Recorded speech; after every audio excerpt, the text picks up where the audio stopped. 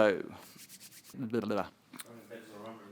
my first favourite ad is Guinness Surfer, all the way back from the 90s, written by Tom and Walt, directed by Jonathan Glazer. From the opening frame, it just kind of blew me away. I remember it. I remember the first time I saw it. Bang you straight into a close-up of a good-looking bloke's face with a slightly wonky eye. So you're just mesmerised straight away. You're taken aback by the wonkiness of the filmmaking. There's a pause, and then suddenly this voiceover. He waits. He waits. That's what he does. That's what he does. And then boom, you're into it. And I'll tell you what. Tick followed tock, followed tick, followed tock, followed tick. From then on, it's just mesmerising. You've got a left field soundtrack driving it. You've got the storytelling and a voiceover, building and building. The black and white footage of the surfing's incredible. And out of nowhere, bloody horses come into it.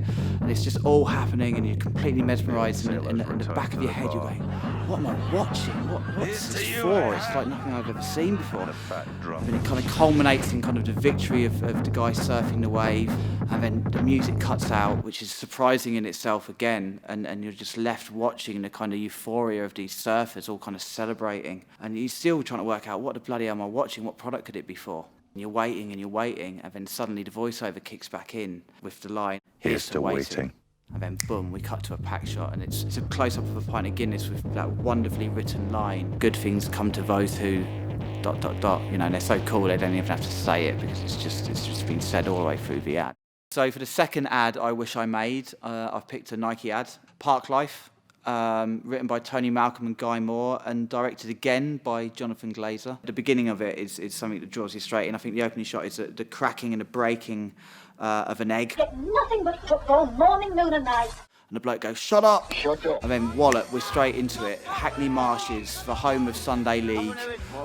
So you think you're watching an ad about kind of grassroots football, and then suddenly there's Cantona, and then Ian Wright, and then David Seaman, and then the legend that's Robbie Fowler, all in the middle of it, mixing it up, playing side by side with everyday footballers.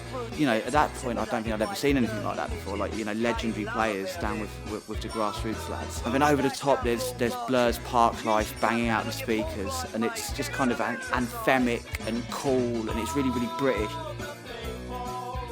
And then, remember the end line comes up, I think it's over an orange, which is really weird for a Nike ad, half eaten orange, half-time orange.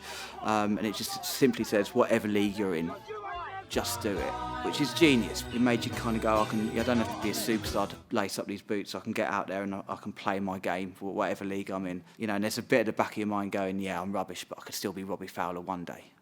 The third ad I wish I made, I'm going to get out of the 90s for a second and kind of come up to modern day, and it's We're All Superhumans by the Channel 4 gang.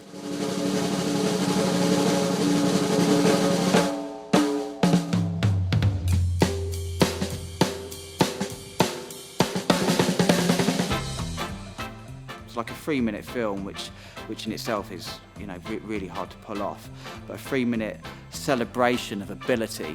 Yes, I can, suddenly, yes, I can. Gee, I'm afraid to go on has turned into, yes, I can. It's the follow-up to Meet the Superhumans, and what a follow-up it was. It took everything that was great about Meet the Superhumans and just took it to the next level. It was like a 3-minute extravaganza. It was entertaining. It was full of ideas. You know, you never wanted to take your eyes away from the screen in case you missed something. It was fun. It was positive. It was upbeat. Today I can go all the way, yes. It made you think as well, and you know, hopefully it changed attitudes towards disability. And you know, you can't really get much better than that. Well, I rely on passion rather than intelligence.